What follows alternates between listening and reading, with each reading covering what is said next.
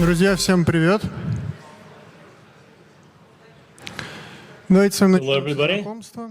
Меня зовут Let's start with introductions. Name is Alexander Kozlov. информационной безопасности в лаборатории I'm a leading expert in information security threats at Kaspersky Labs. I've been doing this for over 10 years, хардварных. focusing on software, hardware threats. Делюсь своими знаниями со студентами.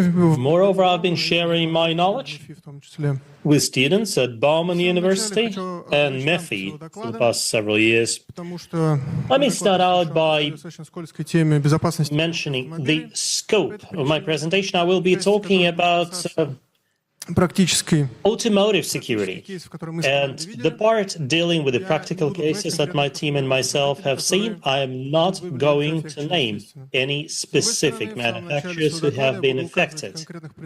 At the same time, at the very beginning of my presentation, I will name some names, as I will be talking about why this is a topical discussion. And, you know, Ну и еще что хотелось бы добавить. please do not think that if your name is not on the list, it means you're secure. Причине Васильевна ужимал. My presentation was initially designed to last for 2 hours. I only have 50 minutes this time, И so it will be dense. будет больше обзора, меньше техники, но я доступен для... There will be fewer techniques, there will be more reviews, Наши вопросы у вас появятся после доклада. but I will be available for questions if you have them. I will be here until the end of the event today, and you can also send me an email or a Telegram message. Мы Throughout my presentation, I will be saying things like we and our team, effectively referring to all these people. It is with them that we have been researching automotive security matters. Some of them are actually here in the room, so you can turn to them. I'm referring to Sergei Anufrienko, Maria Elfimova, and Nikolai Frolov. Итак, что нас сегодня с вами ждет? В самом начале я буквально кратенько постараюсь убедить вас в том, что... At the very beginning, I will try to persuade you that the problem of, or rather the challenge of ensuring security of modern cars is no hype. It is there. It is serious. After that, we'll talk about the theory and the practice, so to speak. Мы сегодня это обсудим. So we'll discuss how modern cars are being hacked. I will also provide some examples from public sources, and we'll also talk about things that we have seen with our own eyes. After that, we'll talk about countermeasures, and probably you won't learn too much new there because we'll be talking about, you know, some hygienic matters, really. And after that, we may even have some time left for a discussion. Первое, что хотелось бы... So let's start by explaining why this is important. So let's discuss what a safety and security of a modern car effectively entails. Когда мы с вами говорим про автомобиль, мы всегда думаем про... Now, when we are talking about cars, we instantly will be thinking about car thefts or hijacking, but тоже является нарушением... there is so much you can do there, like chip tuning, in fact, is considered a violation of license agreement that you inadvertently sign when you buy a car. User data and driver safety are also part of the scope. Imagine that a baddie gets access to your car, or even better, full control of your car. It should be able to interfere with the control of the car, thus compromising driver safety. He can also, you know, mine data from your head unit. Now let's start our discussion Таки известного кейса. with a case that I think is pretty well known in a sense. It's the case that gave rise to the research into automotive safety. So Charlie Miller and Chris Velasek in 2015 were able to put a Jeep Cherokee into a ditch remotely. Obviously, they did it for purposes of hype. Obviously, nobody, you know, really hacked a car sort of malevolently. Взломать свой автомобиль и самостоятельно... Like they effectively hacked their own car, возможность этого действия.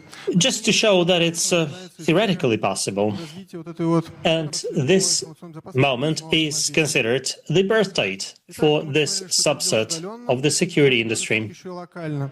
So you can do that remotely, you can also do it locally. So Tencent Key and Security Lab, which hopefully many people here know, showed in 2016 that all you need to know is the SSID in order to connect to a Tesla head unit and hack it. In 2018, в части использования протокола, а именно вместо HTTPS использовали HTTP. BMW, for some reason, used HTTP rather than HTTPS, Да, connected. and Tencent Kin Security Lab В принципе, должен был повышать user sort of famously showed that was a horrible mistake to make, because BMW Connected Drive, a user service which was initially designed to increase convenience, легитимному пользователю. effectively enabled perpetrators to, say, open your car remotely, because, in 2018, they sent data over HTTP, and if you think it was a stupid mistake from the past, you're horribly wrong. Many companies still use HTTP in 2025. Хочется рассмотреть. Next case of Bluetooth in Lexus. Та же самая контора, которая до этого поломала.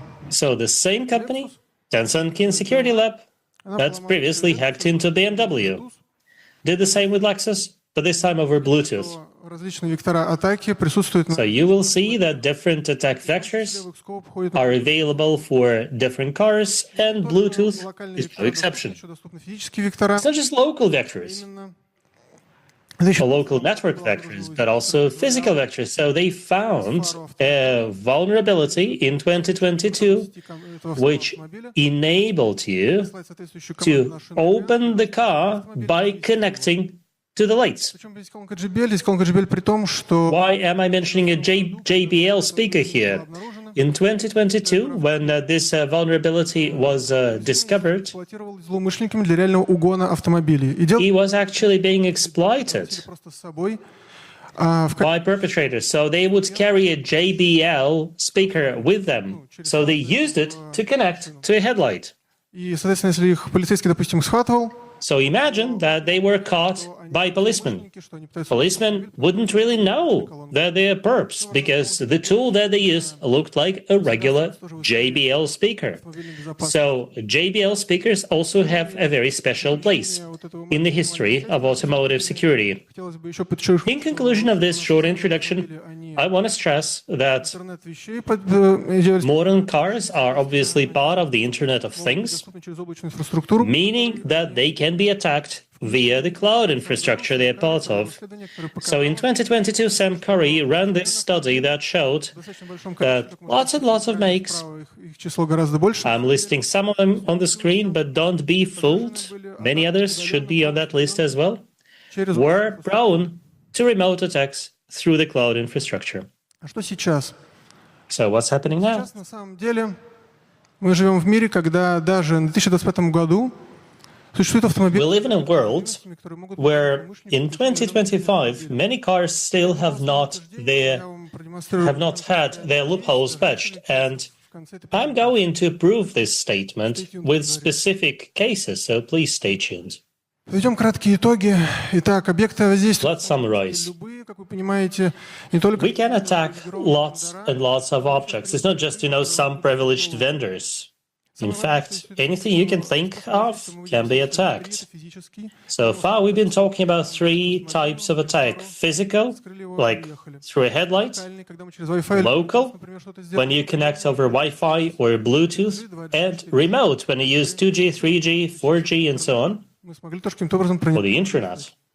И самое важное, что еще стоит отметить, это цели воздействия, конечно же. Also, let's cover Чип-тюнинг, но и данные. the objectives. It's not just chip tuning, it's not just hijacking, but also user data driver safety Мы перейдем к теории, в которой and data mining. о том, Now let's discuss the theory. атаки существуют на современные автомобили, откуда они вообще Let's talk about attack vectors applicable to modern cars and where they sort of come from. So let's do it retrospectively. по нашим дорогам. Но их So cars you can still find in the roads today.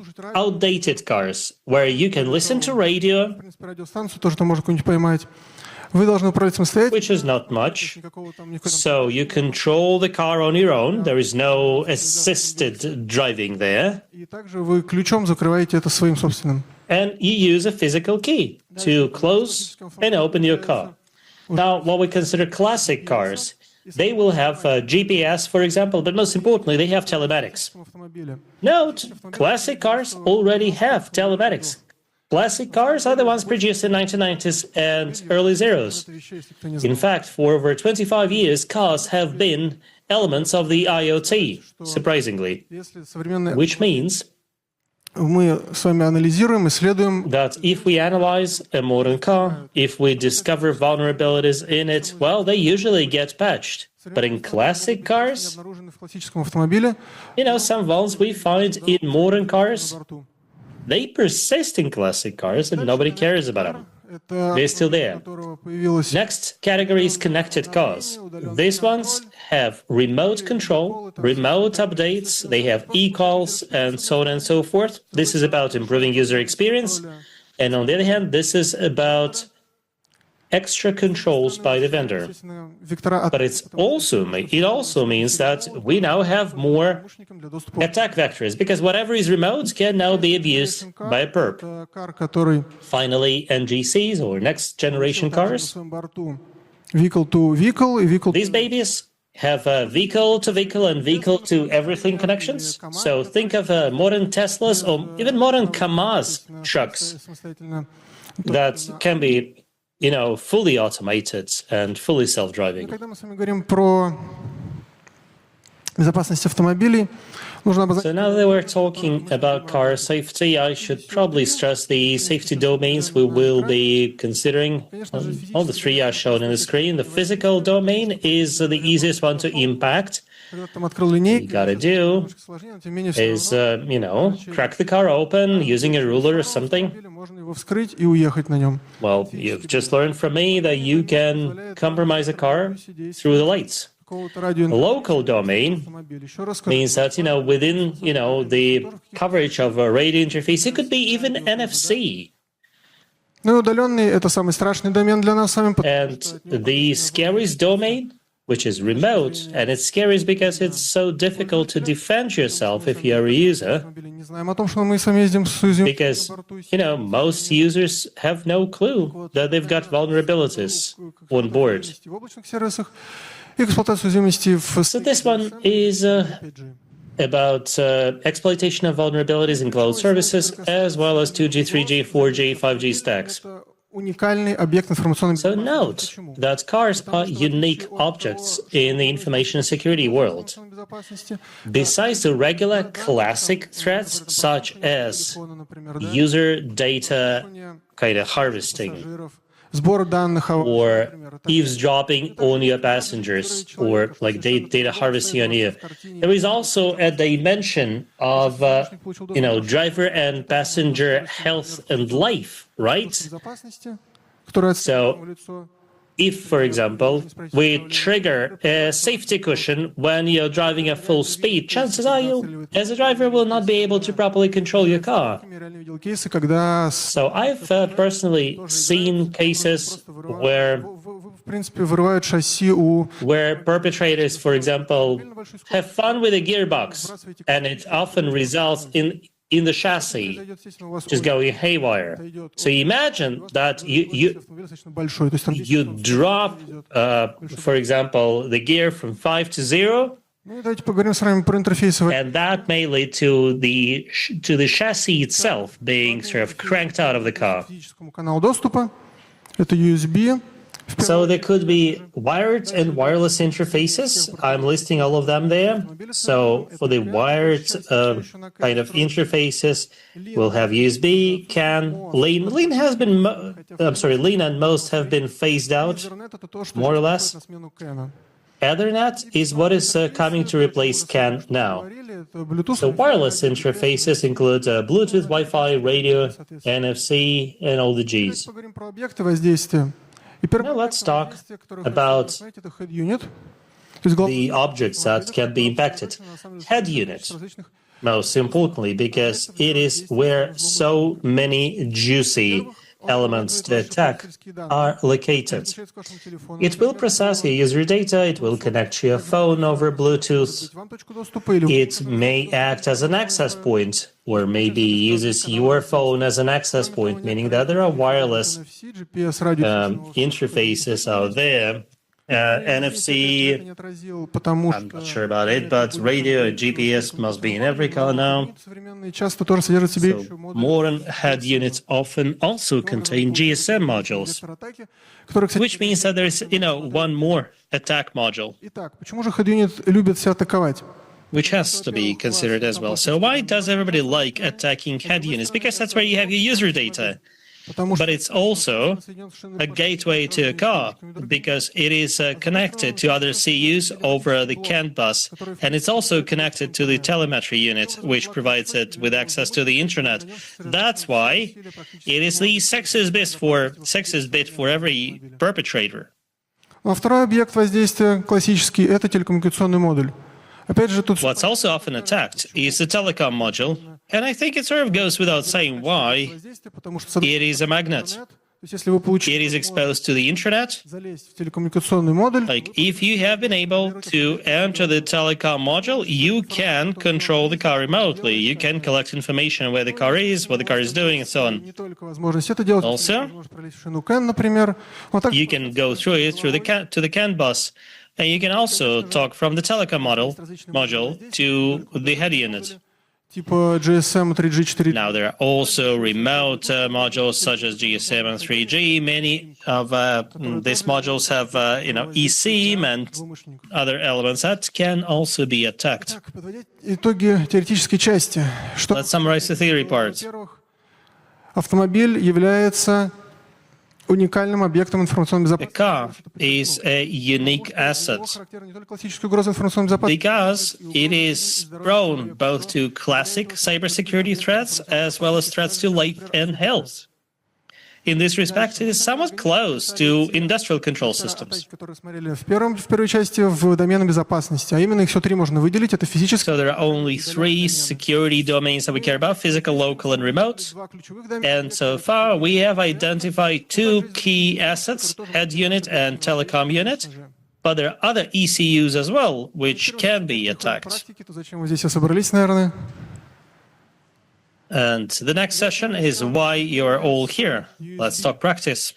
USB — это физический домен безопасности. So USB is part of the physical domain, Может воспроизводить не только and obviously the head unit can play music, but it can also play payload там пин-теста, например. over USB.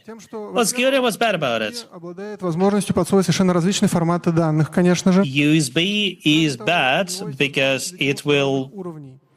kind of process different formats of data. То есть, смотрите, когда вы втыкаете флешку, It's connected to lots of things. So when you insert a USB drive, lots of drivers will be triggered into action.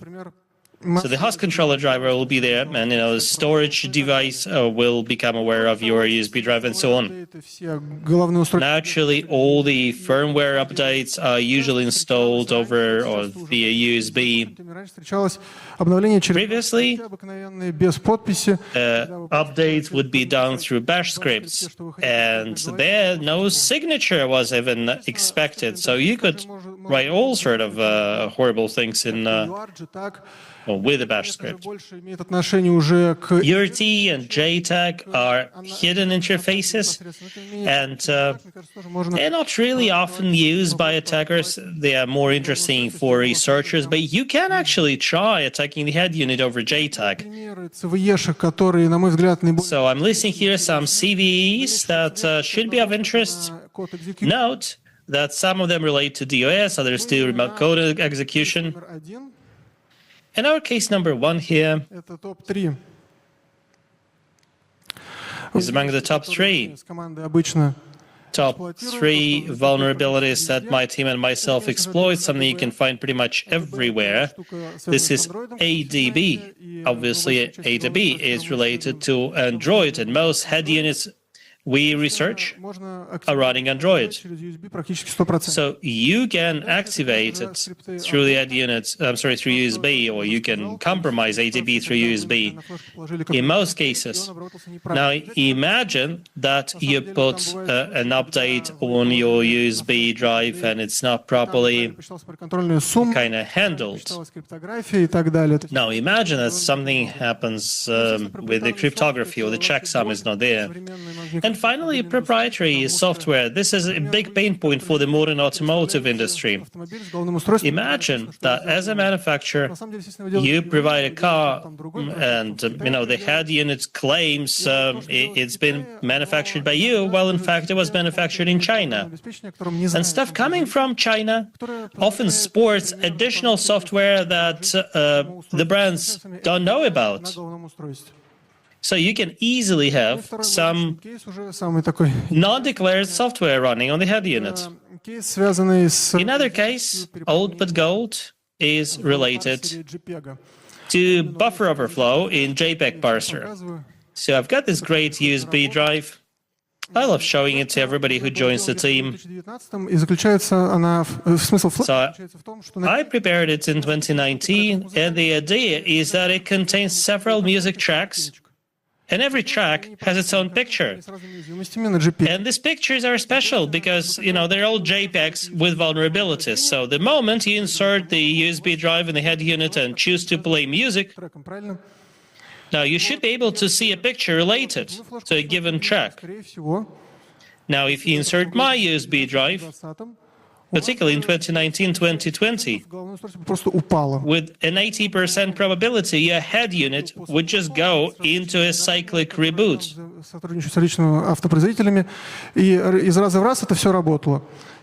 I've tested it so many times and it worked reliably. So we realized over time that although car manufacturers seem to be so different, they were all using the same library. That's why they had the same vulnerability. And updating head units is not easy, because you do remember that, most cars were not like Tesla. You could not really update them remotely. You had to do it manually. That's why there should still be lots of cars out there in the roads that still have this vulnerability. So what can I recommend? If you are planning to explore this vector, now, it makes a lot of sense for us to go from the lowest level to the top, like physical and channel and so on and so forth. So if we find a vulnerability in the interface host controller, you will discover that this vulnerability applies not just to a single manufacturer, but in fact to many others. Then you can do fuzzing through syscaller, or you can go looking for proprietary drivers with their vulnerabilities. This is where we are finding a lot now. Now let's talk about wired connections. There are several types of data in a wired net, and the protocols that are used there are not properly protected. Ethernet security is arguably the only type of security you can find there. Now there are also some systems which have no security built into them at all. So shown here are classic units you can see. So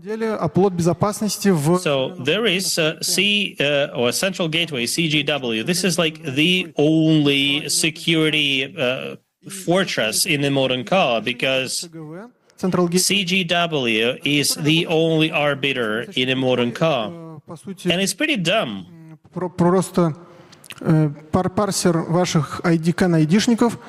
It pretty much does nothing but parsing your CAN IDs. It has a routing table it consults.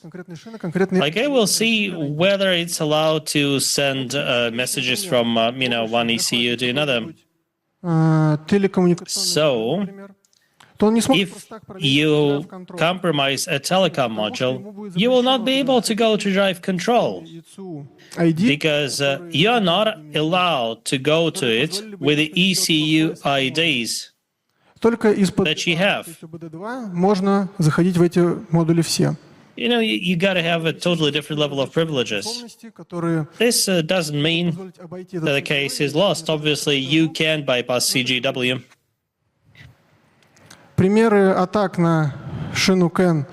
Now, examples of attacks against the CAN bus are both internal and external.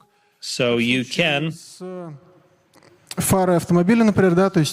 firmware, for example. So imagine somebody takes the headlight out, inserts, a JBL speaker there, and then, updates the firmware. And, this way they should be able to give you, or rather give them, remote access to the drivetrain or start recording your data.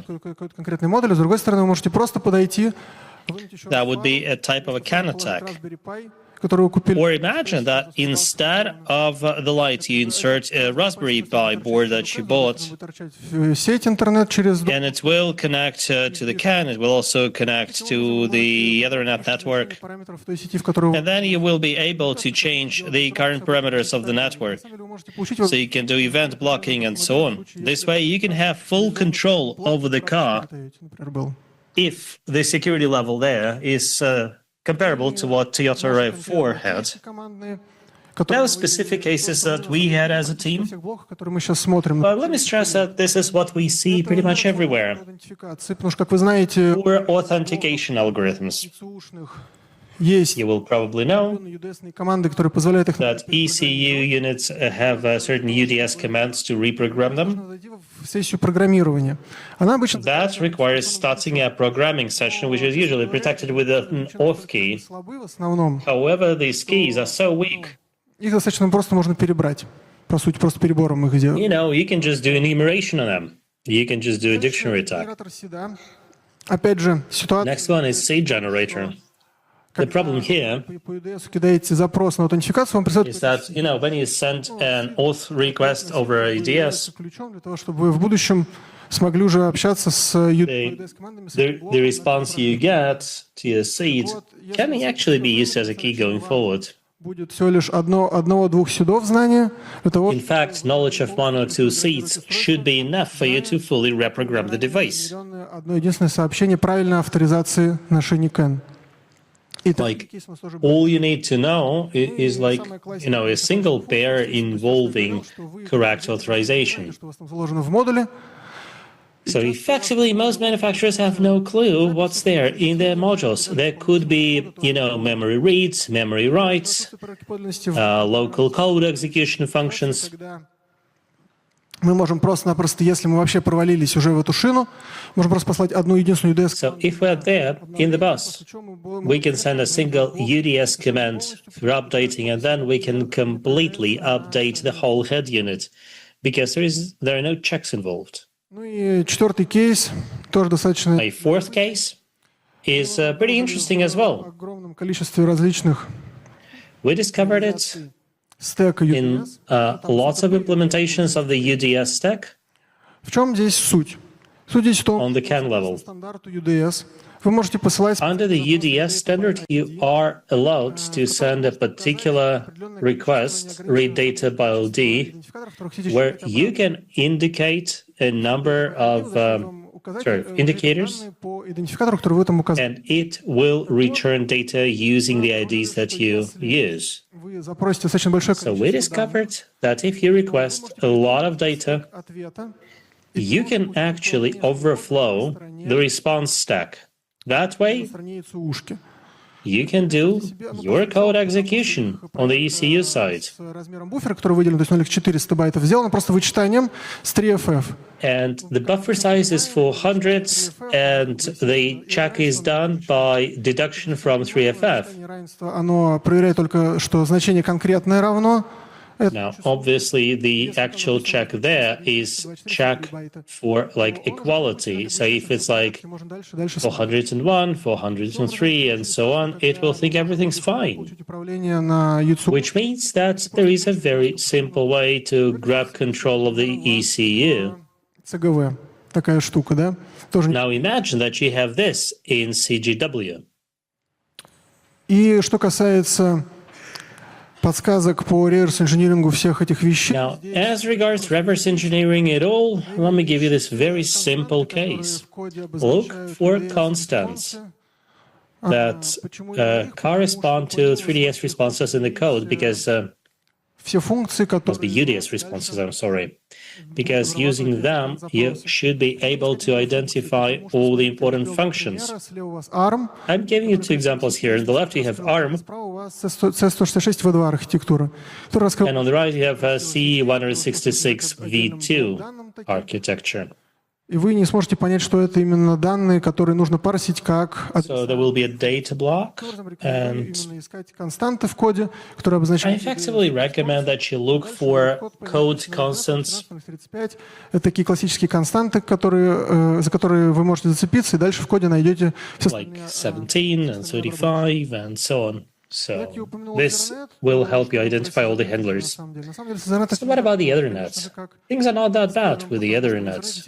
Not as bad as with CAN, because, Ethernet, knows something about IPsec, and modern car manufacturers, have sort of woken up. And, encryption-wise, IPsec is actually in a good place. At the same time, it is mostly used between the head unit, telematics, and the gateway that then goes to the CAN bus, which means that there will be a subset of CAN bus devices which can still be attacked the old way I have just described. Now let's talk about the local vectors. The first one here is keyless access. Historically, you do remember it all started with us using physical keys, then, physical key plus RFID, then keyless and RFID, and now we have keyless access with PCAS. How does it work? Используете какие-нибудь брелоки у себя, да? Now, most of you probably remember these things. They have the so-called rolling codes. So they generate a set of cryptographic codes in the car and in the key. So when you press the button, one of these keys is sent to the car. Now, if you hit the window shown here, you are considered a legit user and you get access. Otherwise, you are not considered a legit user and you will need to sync with the car again. Трюк, связанный с обеспечением denial of service, так сказать, автомобиля. So the easiest way to do a DOS involves pressing your key many times. That way, all your rolling codes will get outside the window, and then you'll have to go to a service center. Естественно, у бесключевой системы есть свои ограничения. Во-первых, это связано... Keyless systems have got their limitations. When you play a button, when you press the button, you send a message, and this message can be intercepted. Moreover, inside the car, we can actually make you press the button again, and we intercept the next message that you sent. So this is indeed a trivial case. You can also have a long-arm attack, where you have keyless synchronization. So you approach a car with a backpack that contains a transceiver, which will read both the request and the response. И дальше таким образом вы, получается, устанавливаете соединение, как будто... And then you establish a connection, apparently, between the key and the car. So this it looks like MITM, but it's called long-arm attack, and it still is there. It's in fact a challenge in the modern world. В салон автомобиля обеспечить защиту именно такой рода атак. In fact, protecting our modern cars against such attacks is still Но, тем не менее, как вы видите, просто шифровать данные, просто сертификат даже использовать все равно. It's still an open kind of challenge. В качестве примеров all the modern cars do use certificates. Let me give you several cases of keyless access attacks. Now, most of them deal with Teslas, but you see Honda is also mentioned here. Now, Tesla is more interesting here because Tesla is considered to be more advanced. Tesla uses BLE, but that doesn't help. So, there is a special mode of their key fob which enables the potential bad guys to attack the car and, compromise the car and, in fact, fire it up. что в современном мире, когда мы уже все сами знаем, In the modern world, шифрование, where everybody knows about encryption, certificates, rolling codes are still being used. Interestingly enough, they are still using hacked rolling codes. Cipher high-tech 2 is not considered safe. You know, it's a 2 to the power of 20, 2 to the power of 30 at best. If it's a 47-bit key, but in fact, many manufacturers still use 32-bit keys, which is disastrous. I mean, you can easily try all the potential combinations using a regular computer. Now let's talk about remote channels. Wi-Fi is the first one here. What's good about Wi-Fi is that it enables you to get access to the internet, and you can also share internet access with the head unit. And various services such as CarPlay or Android Auto use it as well. Bluetooth is obviously the second most important channel. What's good about it is that there are so many services, or if you like, profiles there. You may not even be using them, maybe don't even know they exist, but they're there. Take, for example, OBEX. With this profile, you can exchange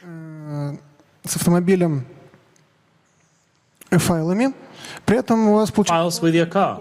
Вообще-то как бы у вас изначально не заявлен как возможность, то есть не It's not a well-known function of your car's head unit, but it's supported in the driver stack, which means that you can request this profile, it will open, which means that the surface of attack is sizable. Usually, modern cars have lots of profiles like this. Typical Wi-Fi vulns include Evil Twin. I think this vuln has been around for like 15 years. And it's still there. Let me put it like this. Really modern cars probably are secure, but not so modern ones, not so much. Now, the case is more dire with Bluetooth, as you probably know. There is a key negotiation of Bluetooth. So if your phones have been patched, do not think this has happened to your head unit. So if you intervene in the pairing process, you can use your PC and, then attack Bluetooth, and all you gotta do is intercept one byte. When you run your pen test, the big question is how do you get access to Bluetooth or Wi-Fi? And Knob attack here would be your best bet. So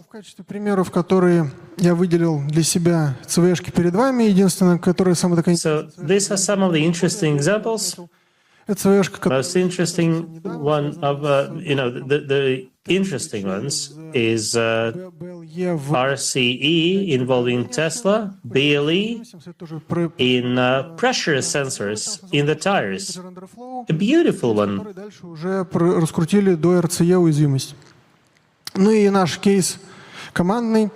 In our own case, coming from the jungle, so to speak. So it comes straight from my report, that's why I blocked out so much information. Во-первых, у нас с вами есть огромное количество Wi-Fi обработчиков TLV-шек. So there are lots of Wi-Fi handlers of TLVs, I think. Well, because there are lots and lots of messages being exchanged in the car. So IE handler corresponds here to a vulnerability in TLV parsing. So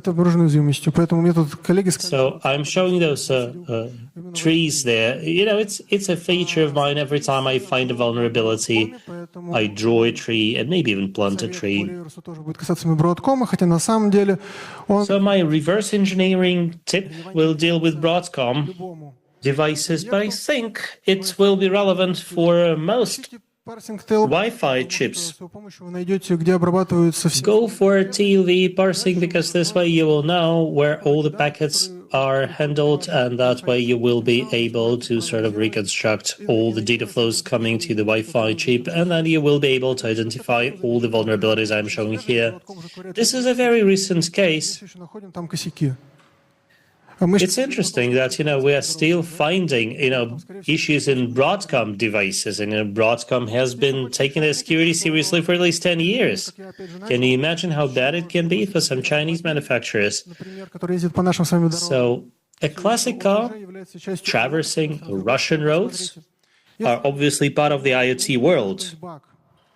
So imagine that you find a bug there and you report it to the vendor. Партнеров, которые ему предоставляют какой-то ПО. Now, this vendor is not alone. They've got a whole supply chain. So it can easily happen Сервис на подписке на это обновление просто that будет уже истекшим. И таким образом subscription service, не предоставит обновление своему программному обеспечению. service subscription of the vendor may be over, Нехорошо, с одной стороны. and their partner will not, jump in to help them protect their devices, Это подложная радиостанция, which is bad for so many users. взлом автомобиля. Now let's talk about funny cases like fake radio stations. Именно классические проблемы радио и GPS. Почему кратенько? Потому что, честно говоря, в своей практике So I'll talk about radio and GPS in short because in my practice I have not really seen any cases like this. то есть, на самом деле, Although radio is indeed quite powerful, there are lots of digital radios, единственное могу сказать, что был один I've not heard of such real cases.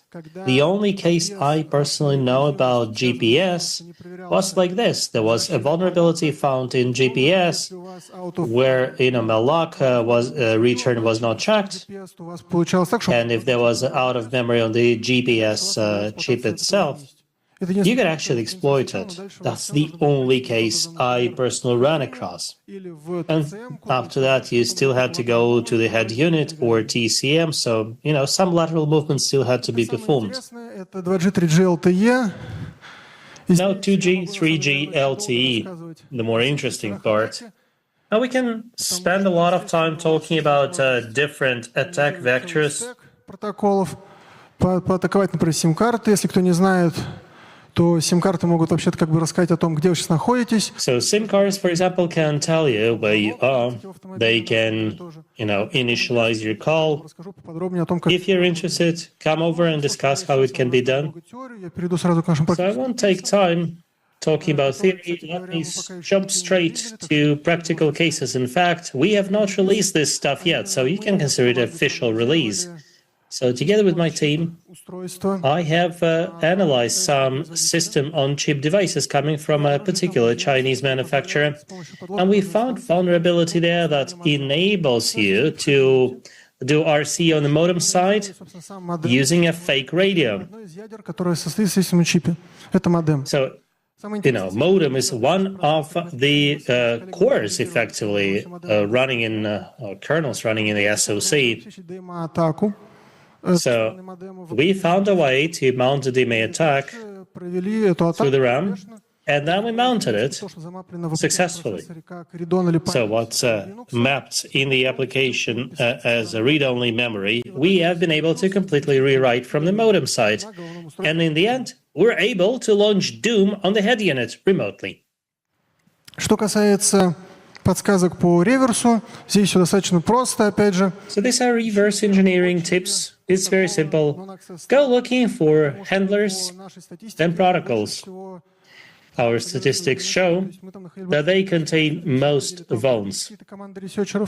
This is true for us. This is true for other researcher teams. So this is where so much TLV parsing happens. And there can be mistakes there. Many of them can be related to, say, heap overflow or moving data between buffers. In a bonus case, Как раз таки кейс, который связан с удаленным полностью удаленным related to full remote control over a car.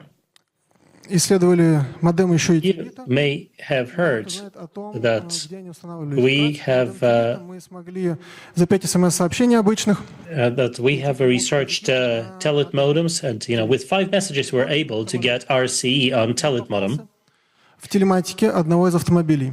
So we found this modem in the telemetry system of one of the cars, and then we're able to get control of the MCU running on the CAN bus, and you will remember that there is a CGW in the car.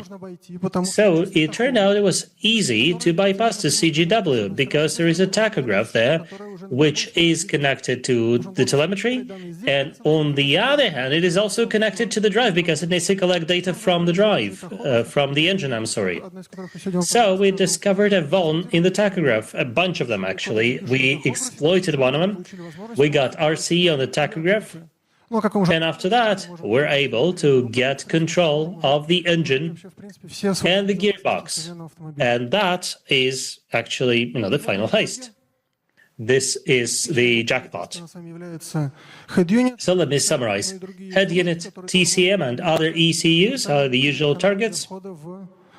Other ECUs can also be used as, for initial access.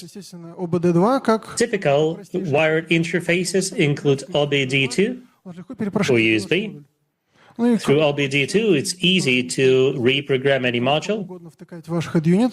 Certainly do not allow anybody to insert USB drives in your car. And people meddling with your headlights or with lights in your car in general should be taken very suspiciously. So listed here are also typical wireless interfaces. We have about 4 minutes left to discuss defensive measures. This will be short. Now, how can you improve practical security of a modern car? Now, we do see here that, they're not secure at all. In terms of network security, so much needs to be done.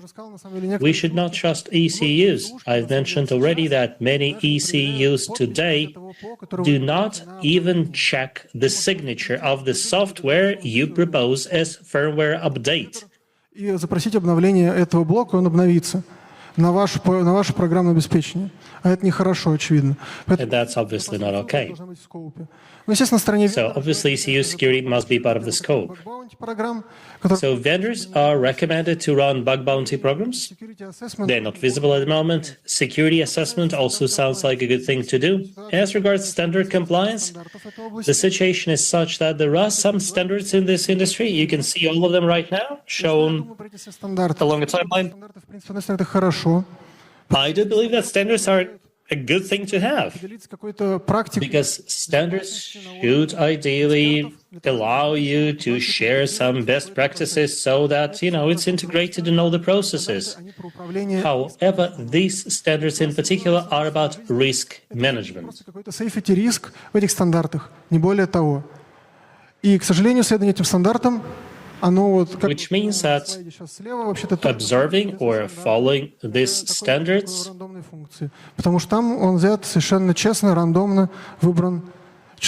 doesn't guarantee you much. So,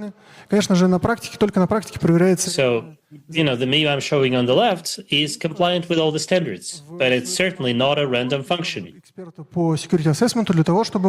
So, if you're concerned about a car, show it, like if you're making a car, call security experts ahead of time before you have millions of them rolling off the conveyor belt. Now we've discussed standards, and I want to stress here that the operating systems used in modern cars today are pretty outdated. Very often these are like old Androids.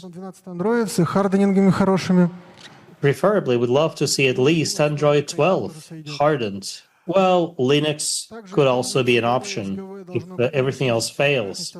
Use of CGW and XGW should shrink the surface of attack. Ну и, конечно же, баг-баунти программы. And naturally, bug bounty programs. We are waiting for them all. We want to participate. So if a vendor starts them, that would be great. This is it for my presentation. Your questions, please.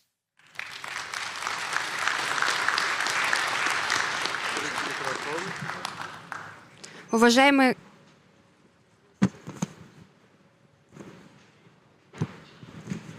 Уважаемые гости, вы можете задать спикеру вопрос. У нас стоят стойки с микрофоном. Dear guests, we've got mics. В правой части зала. Спасибо. Здравствуйте. Здравствуйте. Я вот Hello. Спасибо за интереснейший доклад. Эта тема Thank you very much for such an interesting presentation. It's a shame so little is discussed on this subject.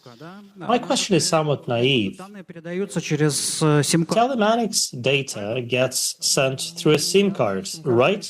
Nope. The SIM card is not involved. Сим-карты в автомобиле. То есть I wonder about the role of a SIM card in a car. сейчас There are rumors во всех современных автомобилях они там that all modern cars have SIM cards, and apparently they send telemetry over a SIM.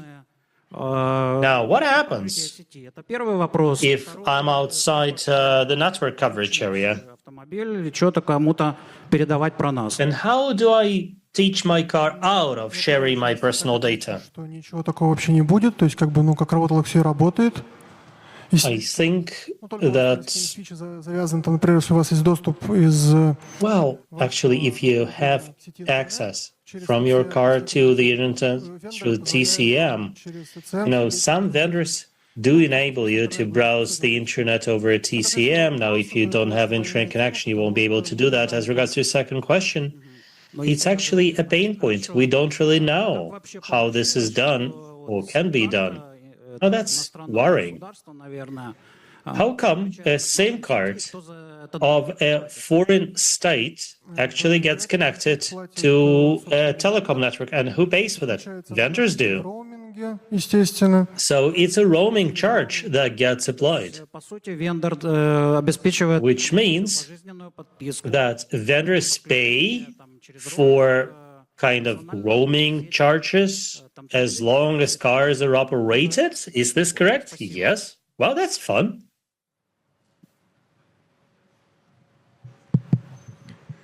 Привет, спасибо за доклад, очень интересно. Hello. Thank you for an interesting presentation. I have two questions. Академическая актуальность данного доклада вопросов не вызывает?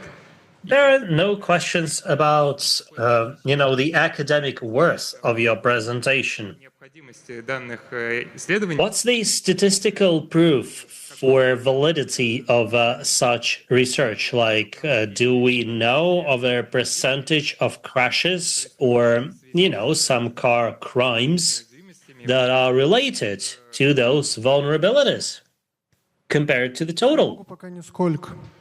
Fortunately, none. То есть на самом деле, что мы сейчас видим? Мы сейчас наблюдаем такую картину, что про злоумышленникам не интересен ваш... What we see now is that perps are not interested in your car. They've got much better ways to get rich. Installing Android malware on your phone is much easier and much more profitable. Вашего автомобиля. But if we're talking about your personal safety and security, you could be interested. Now think about, foreign intelligence services. Перечисление. So you mentioned Android and Linux. What about Kaspersky OS? Yeah, please use Kaspersky OS for sure. Thank you. Спасибо большое за доклад. Такой вопрос. Насколько Thank you. реалистично, что автопроизводители откажутся? Is it realistic to assume that car manufacturers will ditch CAN for Ethernet? I don't think it's realistic because CAN FD is now becoming the standard. It is being implemented now. That's why I think that we will see, both CAN FD and Ethernet. Thank you. Спасибо за доклад. Вопрос такой, а стоит ли ожидать WannaCry для автомобилей? Should we expect to see WannaCry for cars so that, all cars in the world will get encrypted? Hopefully it won't happen. Actually, we are trying to make sure it doesn't happen. Всем еще раз большое спасибо. Well, thank you very much again.